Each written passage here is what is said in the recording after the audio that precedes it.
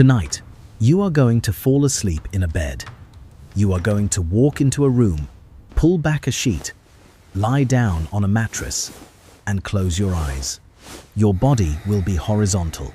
Your head will rest on a pillow.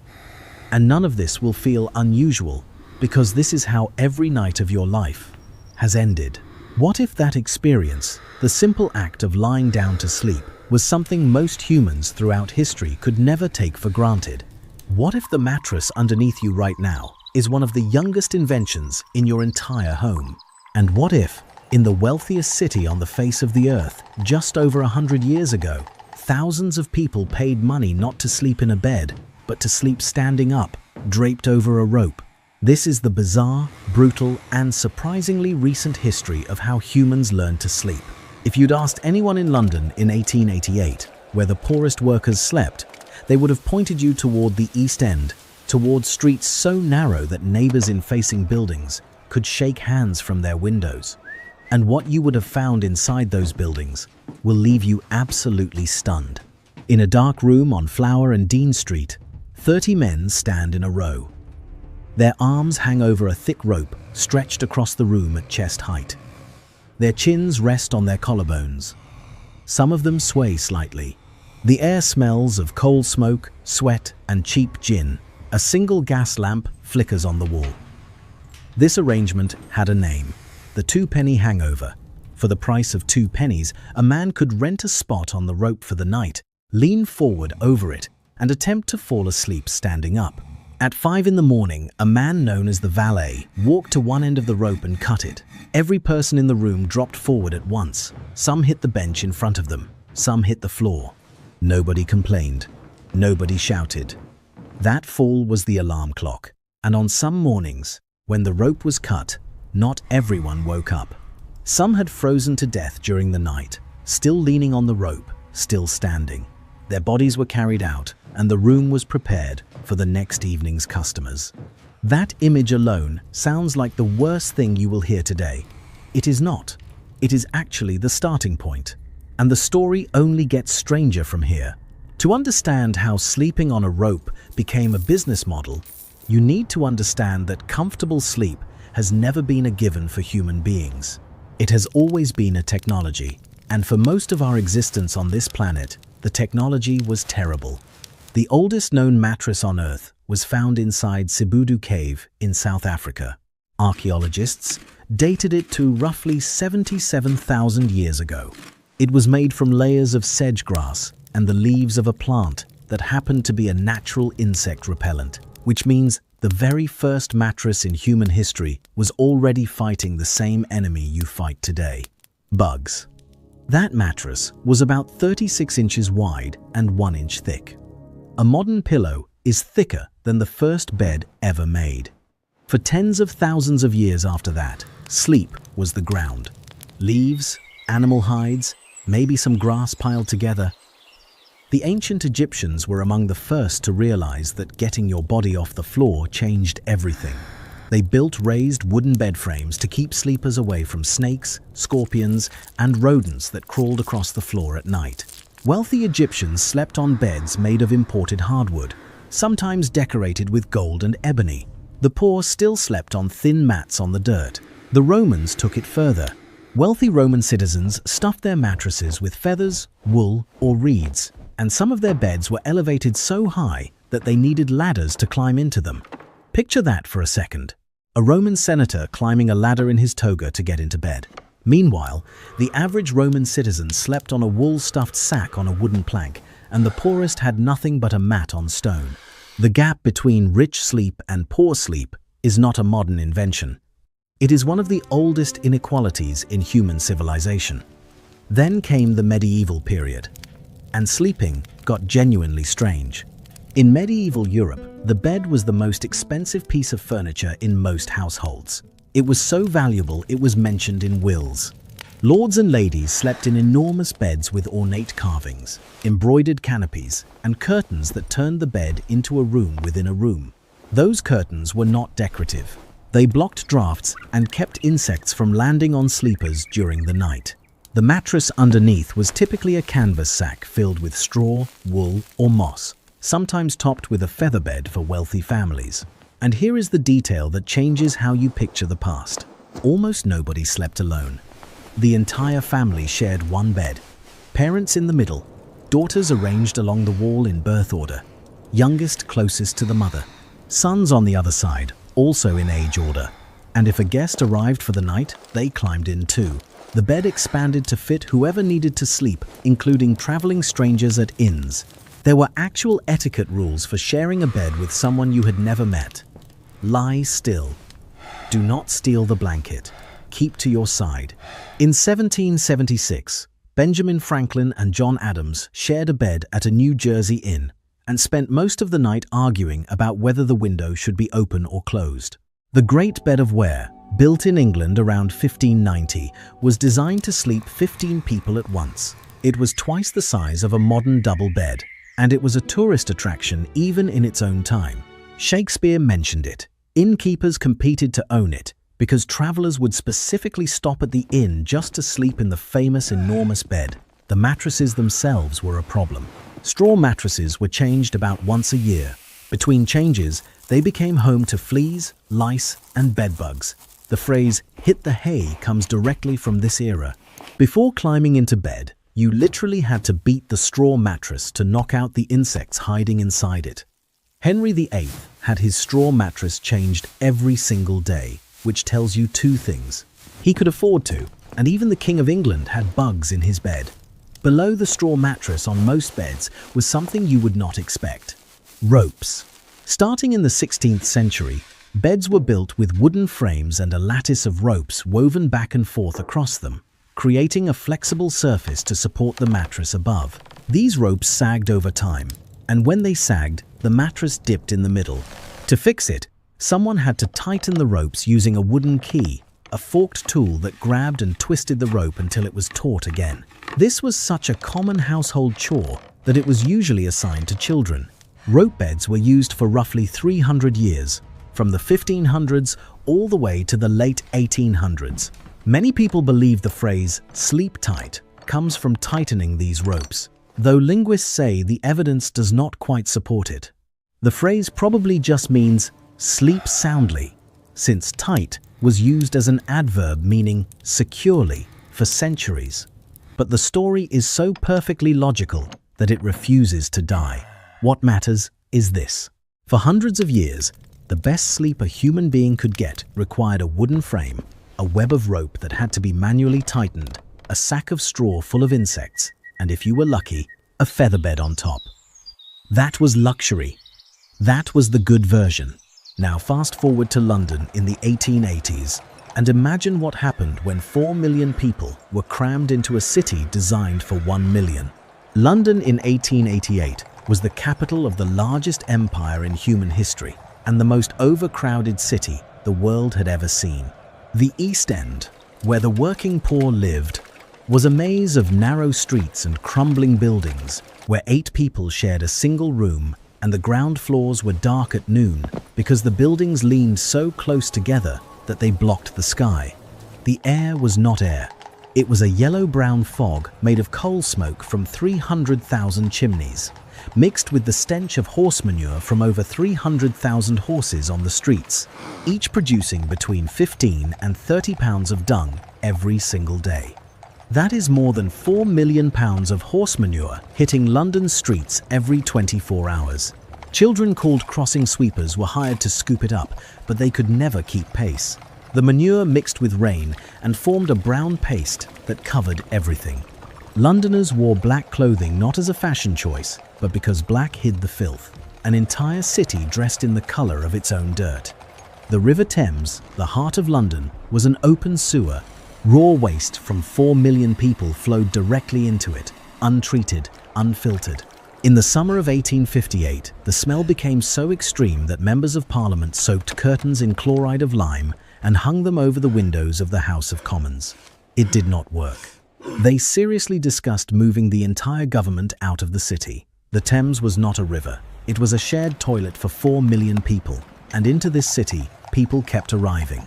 From the English countryside where farming had collapsed, from Ireland where famine had scattered families across the sea, From Eastern Europe, where persecution had driven entire Jewish communities westward. They came because London had one thing they needed: work. The work was horrifying, but it was work. At the Bryant and May Match Factory in Bow, East London, young women and girls, some as young as 13, dipped thin wooden sticks into white phosphorus to make matches, 14 hours a day, 6 days a week, for less than 5 shillings. The phosphorus entered their bodies through their skin, through their lungs, and through the food they ate at their workstations because they were not allowed to leave the room to eat meals. They ate with phosphorus still on their fingers. The first symptom was a toothache. Then the gums began to swell. Then the jawbone itself started to rot. The condition was called phossy jaw. And here is the detail that no one forgets once they hear it. The jawbone glowed in the dark. The phosphorus absorbed into the bone caused it to produce a faint greenish glow that was visible in a dark room. Women with phossy jaw could see their own face glowing at night. Then the bone died. Then it fell away. The mortality rate from phossy jaw at Bryant and May was nearly 1 in 5. The company knew about this. Their solution was to order workers to have their teeth pulled at the first sign of an ache. If a worker refused, she was fired. And on top of the poison, the company imposed fines. Fined for talking, fined for having dirty feet, fined for dropping matches, fined for using the toilet without permission. One worker was fined for adjusting a machine that was cutting her fingers. The fines could eat half a weekly wage. Think about the worst day you have ever had at work. Now picture that day as every day for the rest of your life, and add a jawbone that glows in the dark. That was considered a good job in 1888. If you are finding this useful, subscribe. There is more lost history like this every week. Below the factory workers, there were occupations so bizarre they sound invented. The pure finders walked the streets of London, collecting dog excrement with their bare hands. They sold it to leather tanneries who used it to soften animal hides. 200 to 300 people in London made their entire living this way. The toshers crawled through London's sewer tunnels in total darkness, waist deep in human waste, feeling through the filth for coins and jewelry that had been flushed down drains. They worked by candlelight, a single flame strapped to their chest, in tunnels so fragile the bricks could be scooped out with a spoon. They reported encountering rats the size of cats. One tosher told an interviewer that a man had been found in the sewers, eaten down to his bones by rats. There were legends of wild pigs that had been born and raised entirely underground, animals that had never seen daylight. And at the very bottom of this pyramid were the mudlarks.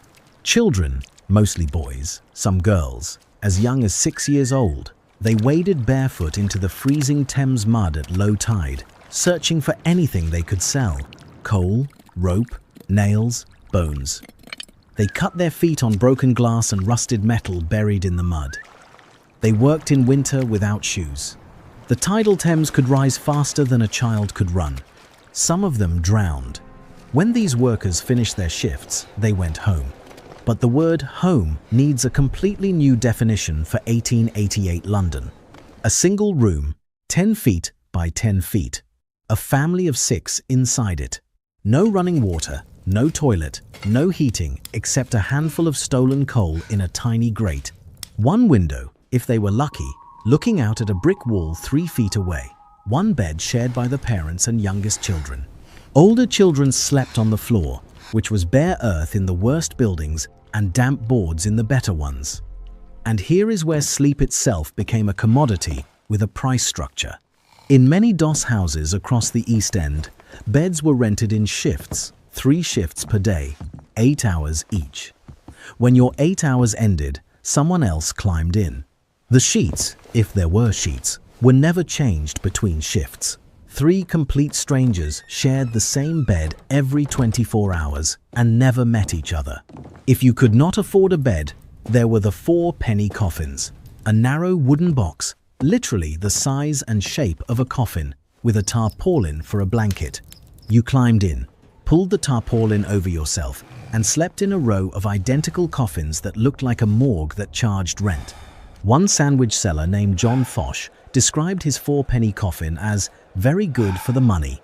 Below the coffins was the 2-penny hangover, the rope from the beginning of this video. And below the rope was the cheapest option of all, the penny sit-up. For a single penny, you could sit on a bench in a warm room until morning, but you were not allowed to sleep. Monitors walked the room all night, shaking anyone who closed their eyes. Sleep was not included in the price of a penny. You paid for warmth, not rest. The Salvation Army operated many of these shelters, initially as the East London Christian Mission, hoping that providing even these grim comforts might draw the destitute toward the church. What they were actually doing was building the first organized system of homeless shelters in British history, coffins and ropes included. Here is a connection between this sleeping hierarchy and something much darker. 3 of Jack the Ripper's victims, the women murdered on the streets of Whitechapel in the autumn of 1888, lived in doss houses on the same street. On the nights they were killed, each of them had been walking the streets, trying to earn the 4 pennies needed for a coffin bed. The price of not dying on the street was 4 pennies. The price of failing to earn it was something far worse. What did these workers eat when they could afford food at all? The short answer is poison. Bread was the staple of the East End. Workers ate it at every meal. But the bread sold in the poorest neighborhoods was not food as we understand it. Bakers routinely mixed chalk into the flour to make it whiter, alum to make it heavier, because heavier bread sold for more money. Powdered bone, ground plaster. A worker eating bread 3 times a day was essentially eating a construction material 3 times a day.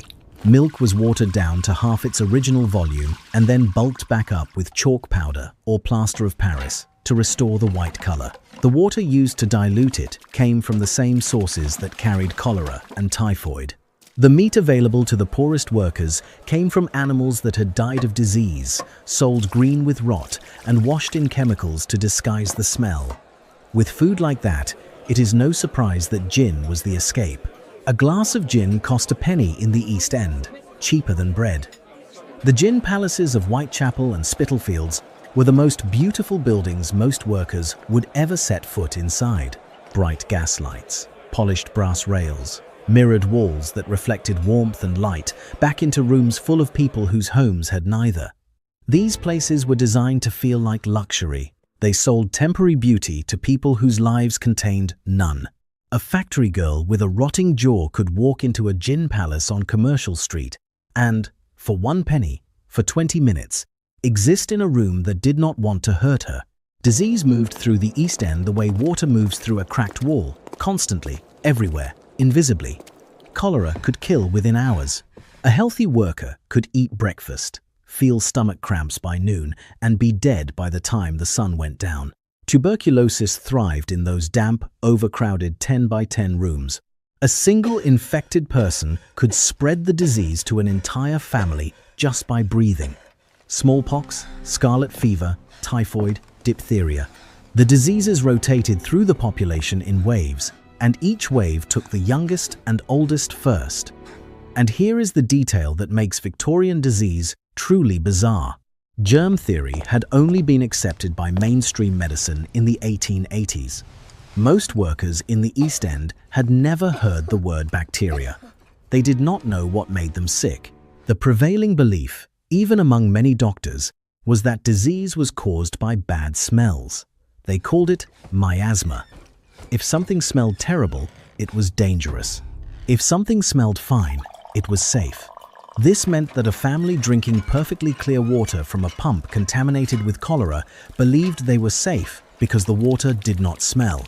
Meanwhile, the toshers crawling through the sewers, surrounded by the worst smell in London, rarely caught cholera because the filth they waded through was not entering their drinking water. The people who smelled the worst were safer than the people who smelled nothing, and nobody understood why. The sewer workers also reported a side effect so strange that their supervisors refused to believe them. The steam rising from the sewers near breweries and distilleries contained enough alcohol vapor to make the workers drunk. Men emerged from the tunnels beneath London's brewery district intoxicated, stumbling and slurring their words, not from drinking, but from breathing. They called it being made innocent drunk by the sewers. It is possibly the strangest workplace hazard in history. The average life expectancy for a working man in the East End was 31 years, not because adults routinely died at 31, but because so many children died before age 5 that the average collapsed. 1 in 4. The causes of death recorded in parish registers read with a clinical detachment that is difficult to sit with. Debility from birth, wasting, marasmus, which is the medical term for a child who starved to death. Parents buried their children and went back to work the next morning because a day without wages was a day without food for the children still alive. Children in the East End were not children in any sense we would recognize. A child who could walk could work, and a child who could work was expected to earn. Boys as young as 4 climbed chimneys. The flues of London's houses were sometimes only 9 inches wide. The boys were sent up naked because their clothes would catch on the brickwork. They scraped soot from the walls with their bare hands and elbows. If a boy was too frightened to climb, the chimney sweep would light a small fire beneath him, climb or burn. Some got stuck in the flue and were left inside. The ones who survived developed a specific cancer of the scrotum from constant contact with soot.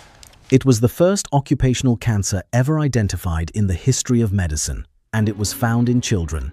Education had been made compulsory in 1880, but in the East End it was nearly unenforced. A child who could earn 4 pennies a day was worth more to a starving family than a child who could read.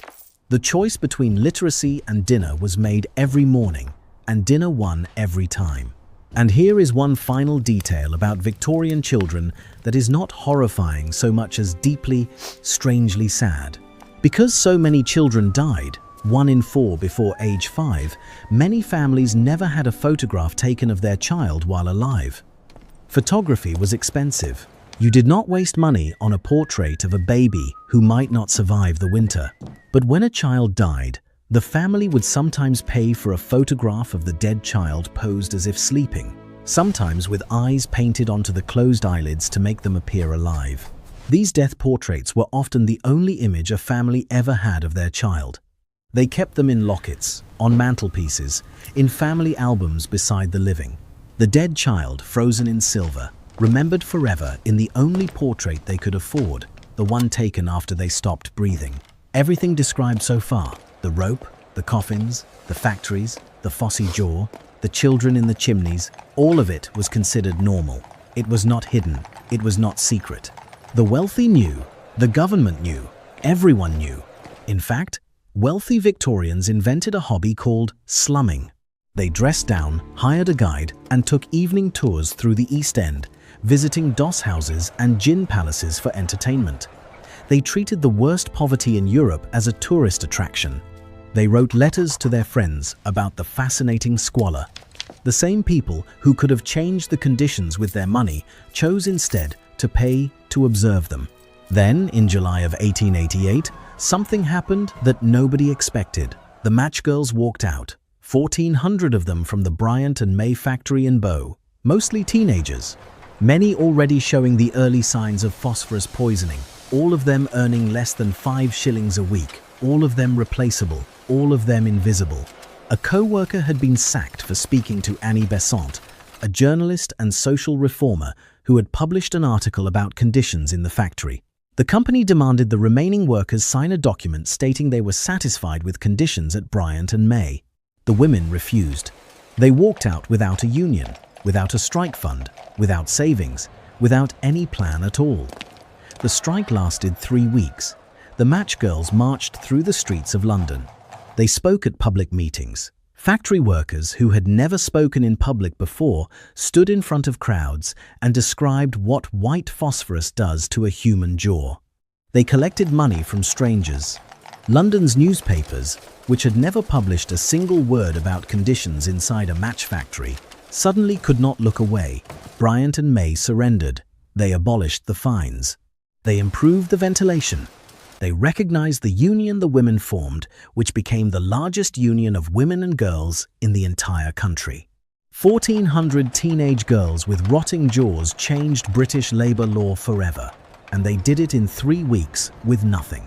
And here is the part that tells you everything about 1888. We know what the match girls did. We do not know who they were. Not one of those 1,400 women was considered important enough to have her name recorded individually. 1,400 people who changed a nation, and history remembered the event, but forgot every single person in it. The world the match girls fought against did not disappear overnight. It took decades of reform. Factory acts, housing legislation, public health laws. The White Phosphorus Matches Prohibition Act was not passed until 1908, 20 years after the strike. 2 world wars reshuffled the social order in ways no Victorian could have predicted. And somewhere in the middle of all of this, a quiet revolution happened in bedrooms. In 1871, a German inventor named Heinrich Westphal took steel coils originally designed for the seats of horse-drawn carriages and used them to build something that had never existed before: an inner spring mattress. For the first time in human history, a bed could push back. The coils provided support that straw and feathers never could. And unlike rope beds, they did not sag and demand nightly tightening. Westphal's invention should have made him wealthy. It did not. The inner spring mattress was too far ahead of its time. Nobody trusted it. Nobody wanted it. Heinrich Westphal died in poverty, never seeing his creation reach a single customer at scale. It took more than 60 years for inner spring mattresses to become affordable and mainstream. By the 1930s, factories could mass produce them, and for the first time in history, a decent bed was not a luxury reserved for the wealthy. The mattress was democratized. Sleep became a right, not a privilege. Think about that timeline for a second. The match girls went on strike in 1888. Heinrich Westphal invented the modern mattress in 1871, but regular working people could not actually buy one until the 1930s. For more than 60 years, the mattress existed, and the people who needed it most could not afford it. The streets where all of this happened are still there. Whitechapel Road, Brick Lane, Commercial Street, Flower and Dean Street where the Doss houses stood. The buildings have changed. The people have changed. The geography has not. Walk through the East End of London today, and you are walking on the same stones where children crawled through mud for pennies and women leaned on ropes to sleep. The language remembers what the history books forgot. The word tosser, the common British insult, evolved from tosher, the men who crawled through the sewers. Over the years, tosher became tosser and lost its original meaning, but the insult survived. Every time someone in Britain calls another person a tosser, they are unknowingly referencing a Victorian sewer worker covered in human waste. The minimum wage exists because of what happened when there was none. Health and safety regulations exist because girls' jawbones rotted in match factories. Labor unions exist because 1,400 women walked out of a building and refused to go back in. The mattress on your bed exists because a German inventor nobody remembers repurposed springs from a horse carriage and died before anyone noticed. Tonight, when you lie down, your body will settle into a surface that was engineered to support you. Springs or foam or latex will absorb your weight. Clean sheets will cover you. The room will be warm. You will not pay by the hour. No one will cut a rope at 5 in the morning to wake you up. No one will shake you awake for the crime of closing your eyes on a bench. Every single one of those comforts was built by people whose names we never learned, in rooms we would not survive, on streets that still carry the echo of what it cost to simply lie down. If this story moved you, subscribe to the channel. There are more lost worlds waiting to be rebuilt. Click the video on screen now.